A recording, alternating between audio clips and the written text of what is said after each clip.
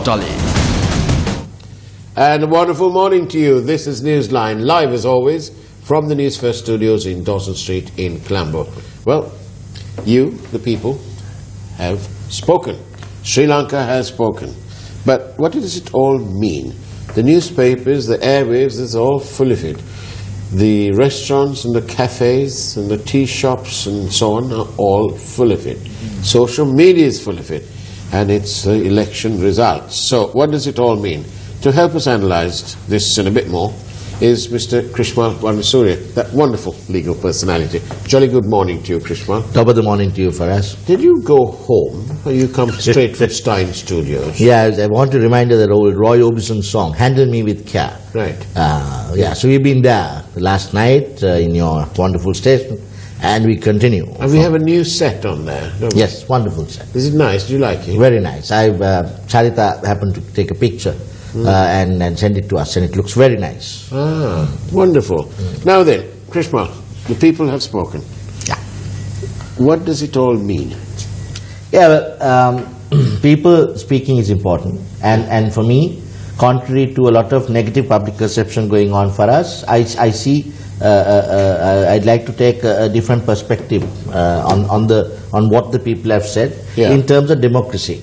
I think that democracy remains restored after that election result because the people speaking is important. I was firstly worried that those people who gathered around now, let's discuss what they said later. But for the moment, the people that gathered with us in January 2015 to change a regime then.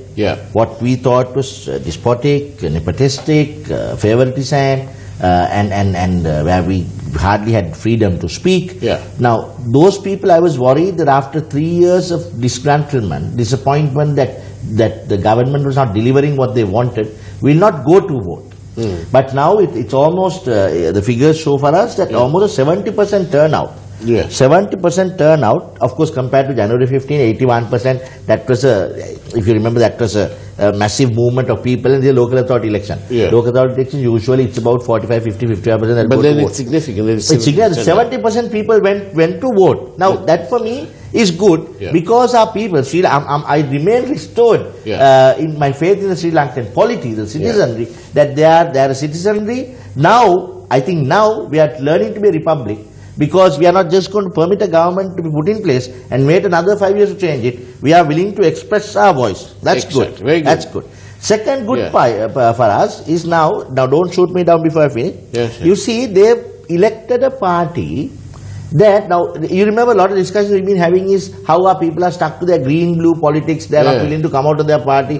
Kapuat kola, kapuat nil. Now this time, they have left traditional parties with over 60, 70 year history and voted for a party with just under 1 year, not even 1 year of registration. And that now, the choice they made or the manifestation of that voice that came, we may not agree with whether Pohottu is the right choice, we can discuss that. But the fact that they've left their comfort zones, their party politics, and come out and was willing to explore a third party, a third force, is good once again, because that will now leave room for a third force to arise. If not Pohottu, another third force to arise, that where the people will consider coming out of their party allegiance and thinking of that's good. Then the next good move, I feel, is that, the next thing I hear from the voice of the people that spoke, rather, is that I don't think that Mr. Rajapaksa, His Excellency the former president, must take undue credit for this victory for the simple reason a majority of this voter was actually telling this government that they were sick of waiting anymore. And that was a voice that was expressed. So one must not think you've chosen those words very well. It's a basic choice of better devil.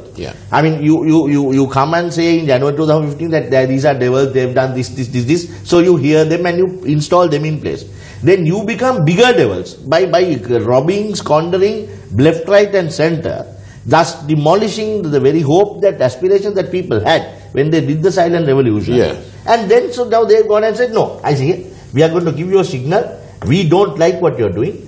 get back on track and do what you promised to deliver to us. Yes. So that's a signal that we must take on the elections. I see a lot of positives. Now, Krishmal, now the thing is, a lot of people that I've bumped into say, well, the people don't care about corruption. I think that's a lot of tosh. No. People care about corruption, and that's a very voice that they're expressing. Yeah. People care about corruption so much that people don't want an honorable Prime Minister and a government and a cabinet of ministers that they put in place, including His Excellency the President, who I think has been way too lenient over the past 3 odd years without taking action when His Excellency ought to have taken action. Yes. That's what the people are saying. Not that the people don't care about corruption. Actually, I know we say that about the President, but the President is more an amiable man. So nice amiable, and he's a wonderfully nice chap. And he's well, then he must stay at home and become a nice chap. But then he's very Sri Lankan, because Sri Lankans are noted for their tolerance. And so he has sat there and he's watched these people at play, and he's like a benign dad, you know, he's looking at you. I am so glad that you said it for us. Because you said it, I will say it. We as Sri Lankans are brought up on this mentality of this nahi verena verani, you must not, hit back. You must be calm, collected, let others come and even drop water all over you and go, but you must still remain calm. Unfortunately, politics doesn't work like that. As Sri Lankans, let us continue to be that, have that Sri Lankan smile, be polite to our visitors, be very courteous, and have the so-called friendly Sri Lankan smile going all over the world. But when it comes to politics, read Machiavelli. I mean, the first lessons to us as political science students in university is Machiavelli is the prince. Machiavelli there discusses how an ideal ruler should be. Yes, an ideal ruler should be kind and lichavi and all that. But an ideal ruler should also remember that he has to be ruthless at times. He has to think carefully at times. He has to know his enemy at times. And I think Mr. President Sirisena has suddenly, not suddenly, it has grown on him. For example, if we talk about the bond, for example, as he kept getting more and more information, it became absolutely apparent to him the ruthlessness with which that group operated when they robbed our country. That's real politics for us. I mean, the bond versus, I actually don't like to even speak of the bond anymore, because that's all that have been governing us for the last 3 years now for us. Yes. We have so many issues at stake here, as we discussed some time back now. On one side, in your own bond scheme, there's one man who's just a public servant in some government EPF department, taking millions away at home just for doing his job in a bribe, just giving some sensitive information. 100 million left on the other side, let me finish. On the other side, there is a child, a little child, who's so hungry that he can't wait for his parents to come home, who goes to the yard and eats a kovakka, right? And his sugar level climbs up and he dies for hunger. 100 million taken home by a public servant for doing his job, and to date I don't think he's prosecuted. I haven't heard of his prosecution. Right? On the other side, a poor child waiting for parents to come home, he's so hungry, and they don't have. These are the stark realities, the stark anomalies. Particularly when you're operating in a system like that, you can't be Mr. Nice Guy and nice chap and smile at everyone and make everyone happy. Somebody said, make strong decisions. Somebody said actually on the day, and so almost cruelly, it was the 4th of February when we as a nation celebrating 70 years of independence from our colonial political masters, independence. right? 70 years. There's on that day, and I was passing Flower Road when the breaking news came in that young Aloysius was going, the police had been sent to his home or whatever. And somebody said, I feel sorry for that boy. So did I, until yet another person told me later on in the day. He said, listen, don't be too sorry, because just remember that these guys were absolutely ruthless, and what they did is they stole the future of our children. Yeah, absolutely. And those words keep ringing round in my head. No, they resonate in you. They resonate. And I'm wondering why on earth and how on earth I could have felt sorry. Because I'm sorry that I felt sorry, because the bigger picture is that the bottom line is that they were absolutely ruthless. They had a choice not to do so much. Yeah. They had a choice. And in fact, if they'd done small amounts, it would have probably gone unnoticed. So that's what your people are trying to say. Yeah. The people are trying to say that we are not. It's not that we are against corruption. Going back to the question, Yeah. it's just that we are against bigger corruption. Yeah. And particularly when you come with charges, allegations of golden horses and palaces and castles and all that, and you've done nothing to bring the perpetrators to book, and then you go and drop the central bank of the country just within days of coming into authority, Yeah. into government. People were expressing a dissent vote, and that is how we must see it. Now, we have reports that the Prime Minister is trying to or form his own government, as in without the break away from this good governance alliance. Legally and constitutionally, what is the role of the President? Can he? My first question to you really is: can the President of our country sack the Prime Minister? Sack him? Can he change him? Can he change him? But he can't. I mean, not in the law that I read. Yeah. But then there are also for us some conflicting views here. Yeah. You see, the President once appointing a Prime Minister, whether he can remove a Prime Minister after the 19th Amendment is a question for me, right? Yeah. But if you look at for example, provisions like the amended Article 41. So first answer is you can't remove. I don't think a president can remove a prime minister. But the Constitution also provides for now. These provisions might have to be explored in perhaps in the Supreme Court, even if His Excellency the President makes a reference like he did on his 5-6-year term. Yeah. Because there are certain provisions that speak of a prime minister's tenure coming to an end. So although it doesn't really say a president can remove, now for example, if you look at the amended Article 48, very quickly, the amended Article 48 speaks of, whilst it says the Prime Minister will continue office, it says on the Prime Minister ceasing to hold office by death, resignation or otherwise.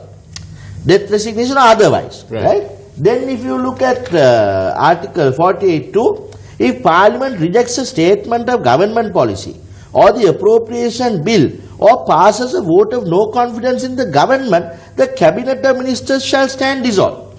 Right? So now things like that. Then there is another place where it talks of a removal from office. The amended Article 47.2. So these provisions we'll have to, I would say at first glance, I can't give you a clear answer to that question, because once you appoint a Prime Minister, whether you can remove him without reason, without coming into some provision under the Constitution. I just want to ask you this. How did President Sirisena remove Mr. Jayaratne then? Yeah, but then remember that when His Excellency President Sirisena removed previous Prime Minister, we were not governed by the 19th Amendment. Right. With the 19th Amendment, we changed a lot of provisions. Now look at this provision, for example, 47.2. Removal of office. Now, notwithstanding the death, removal from office or resignation of the Prime Minister during the period of intervening election. So the Constitution speaks at certain places of a removal of office of the Prime Minister. But when it talks of appointing a Prime Minister in that area, there is nothing clearly defined that the President can remove a Prime Minister. It's a bit astonishing that these important matters are not. It's there for us. It's there in the Constitution. Just like that 5 and 6 year term, these are matters for constitutional interpretation. So if His Excellency were to have a question as to whether or not he can do it, I'm sure the best place to decide that would be in the Supreme Court. And say, what is the rule about the appointment of the Prime Minister? Well, now that's very good. See, it says that the President shall appoint a person who, in his opinion, commands a majority. Here, the President shall appoint as Prime Minister the Member of Parliament, who, in the President's opinion, is most likely to command the confidence of Parliament. Who is most likely to command the confidence of now? So it's a matter for the realms of the opinion of the President. You follow? So it doesn't have to be tested. Exactly. And this also doesn't say that it has to be once in a term of office of Parliament. Right.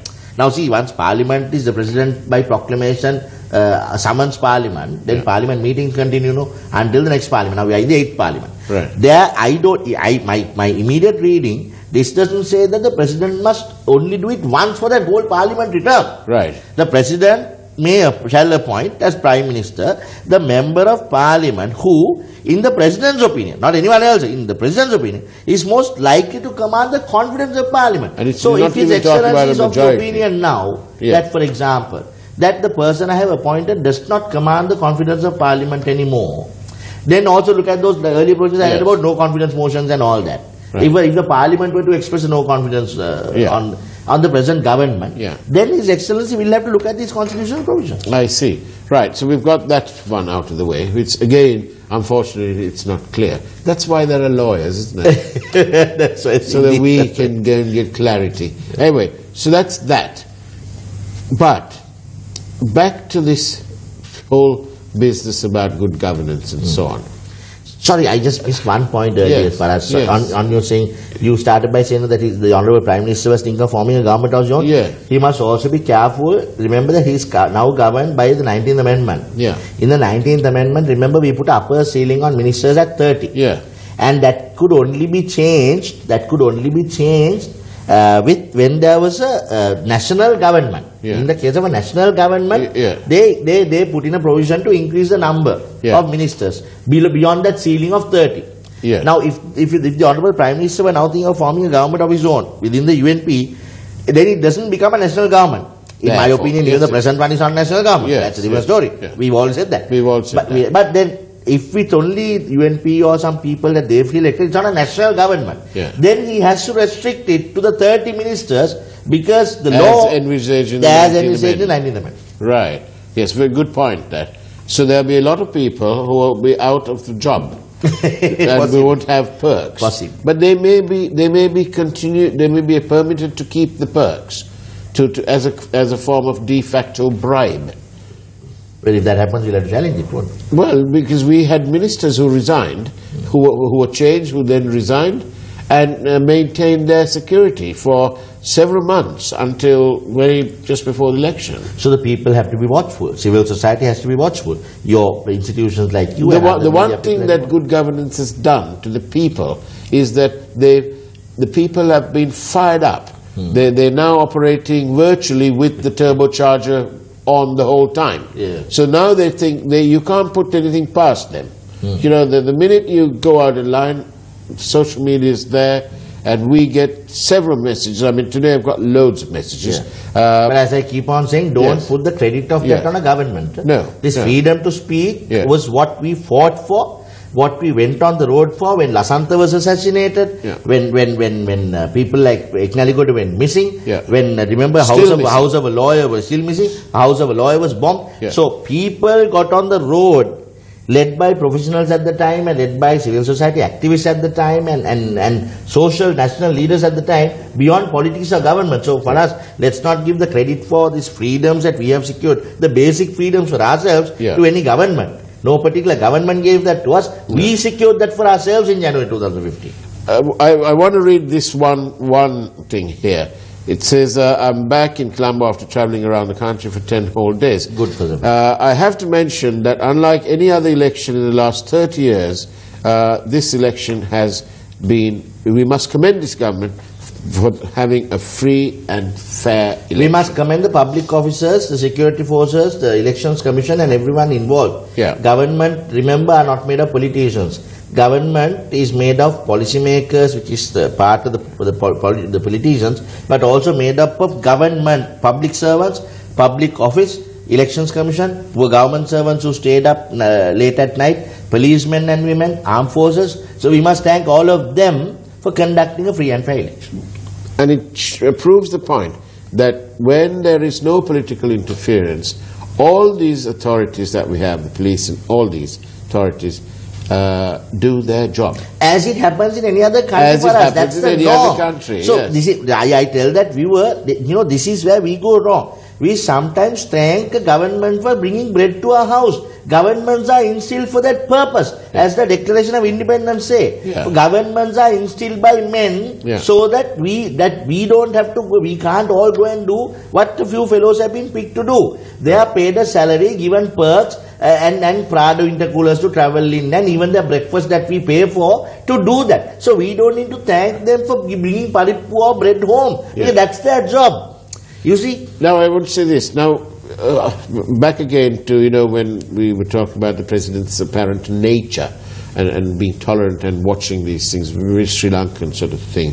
At the same time, it has become very apparent that the president, whilst he has his certain sympathies for the Prime Minister and the predicaments that he faces, some of them made and created by the Prime Minister himself, the President certainly appears to want change, because he realizes that the people, their frustration levels are, there's a chap who said, look, what do you want me to vote for, he said. He said, the coconut's 120 rupees. I've cut down on one meal, so I don't have breakfast, I don't have lunch, but I have something in the middle. So he said, this chap's down to 2 meals. And that's not only that man. No, and it's replicated across our country. And that's not for dieting purposes. No, that's right.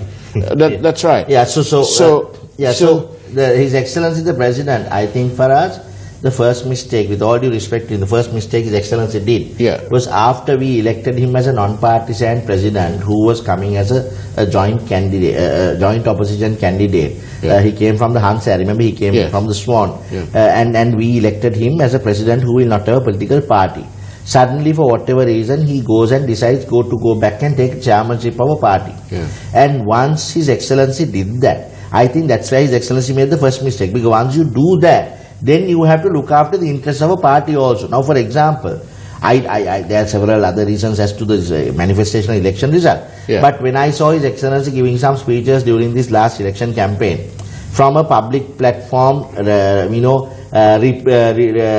answering or replying to allegations made by other politicians, maybe the former president or whatever, I thought that His Excellency was actually coming down from where we appointed him, where he should have been the statesman, the head of state, and said, no, I will not take sides, I have a party. And perhaps if that had happened, this entire port to a breakaway also may not have happened. That's the benefit of sort of hindsight. But of course, if we now look, hindsight. When we now look at it, we had two COPE committees, and the level of detail that the Presidential Commission has unearthed in terms of the bond is absolutely astonishing. So what makes us say that His Excellency the President couldn't have appointed a commission if he didn't take party sides? That's right. He could have done that earlier. But again, it's back to this thing where the President, they had a transaction there. They had more than a gentleman's agreement. This was a coalition. So there was one part, the economy was supposed to be run by the so-called experts. But these experts turned out to be a bunch of robbers, because the Attorney General, I believe, his department described it at the Commission inquiry as the greatest financial fraud to be inflicted upon Sri Lanka since independence. Yeah, but we are only discussing the bond again. No, I know that. We have to go beyond that. Yes, but we have the bond, we have discussed that enough for us. Yes, but I want to say this. I want to say this, Krishma, because we get a lot of feedback from the public. And some people say, look, come on, this is terribly boring. I just want to say this, though. In the next 15 years, this is going to cost Sri Lanka 600 billion. Yeah, but we've said all this. Yes, I know, but we've said all this. We don't need to keep on saying it every day. We must put the point across, because some people still think that just because this fraud was perpetrated for political purposes, that's all nonsense. No, but these people who are in remand today and who are facing Yeah, but this is not the only fraud, no. That's what people need to go back. I keep telling people, don't because this bond, don't let this bond cover all the other frauds that are happening. There are serious million-dollar deals that are happening right now, similar to the bond, which are overshadowed by just us talking about the bond for the last 3 years. So I think we need to get beyond the bond. Now the authorities must take its course, and if they don't punish these perpetrators, we have to go after them for that. But there are several other frauds that we have to talk about. Yes, but in terms of corruption and fraud, I want to say this on behalf of our network, and I have to quote this little chap. He's not little, but he's a colossus, Sir Winston Churchill, who said, never, never, never give up. And we ain't giving up, because it is central, it is fundamental to good governance. The minute you have a departure from process, that's when you have all this trouble. It's nicely put in those old Latin words that perhaps you also, who studied at the school by the sea, came by. Non com regresso, non com trado. Never give up, never surrender. That's right. The people certainly will not give up, and they will not surrender, as we've seen the way they've voted. Now then, Krishmal, what do you think is going to happen? We have a few minutes more, 5 minutes more. Right. What do you think is going to happen? Well, what do I think is going to happen? The people will be able to see now. Remember, we all talk a lot of deals in the past 3 years as to who has made a deal, who had an underhand deal.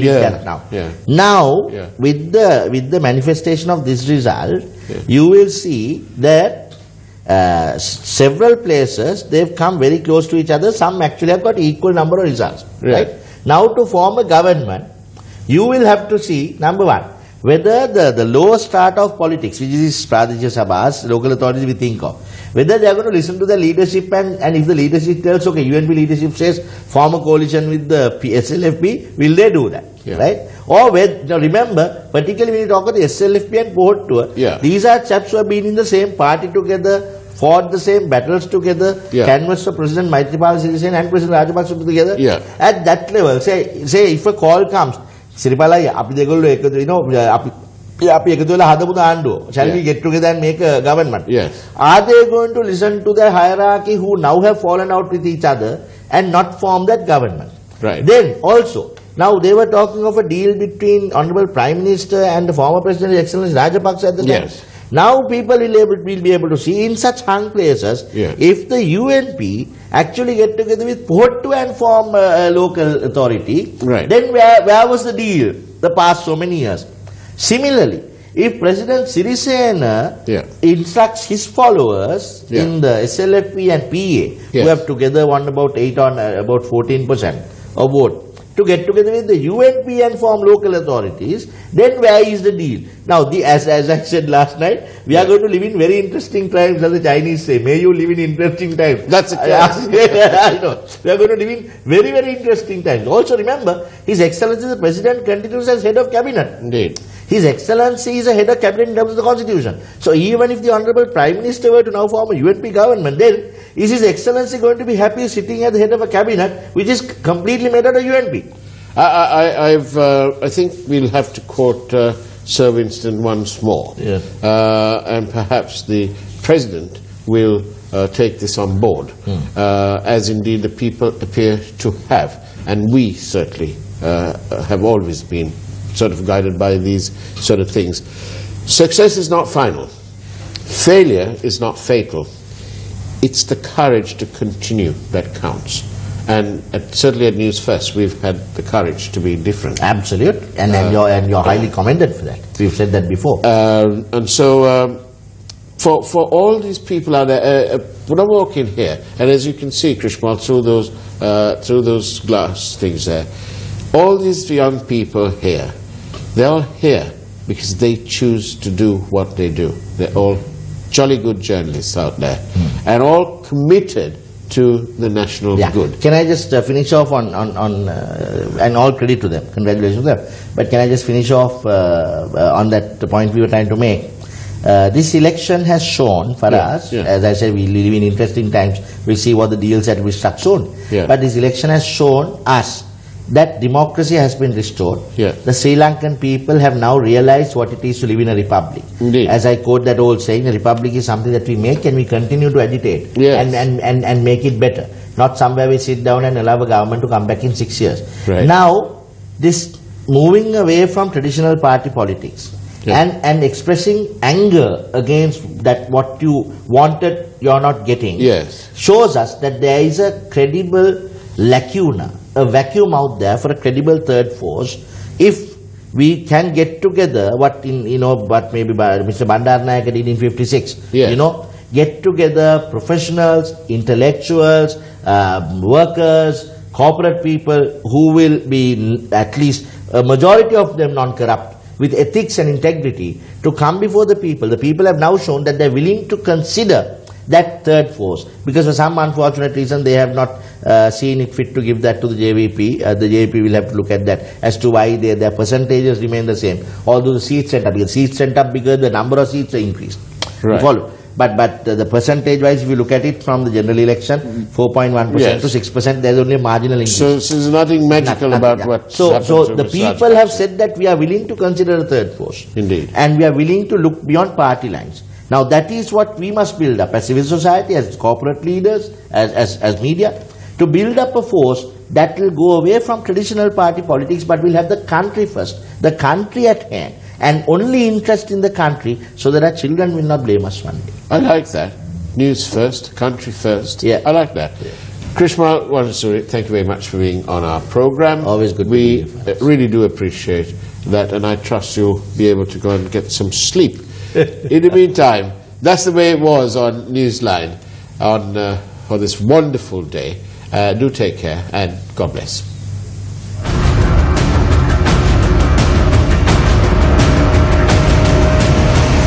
Newsfirst Newsline with Faraz Shaukat Ali.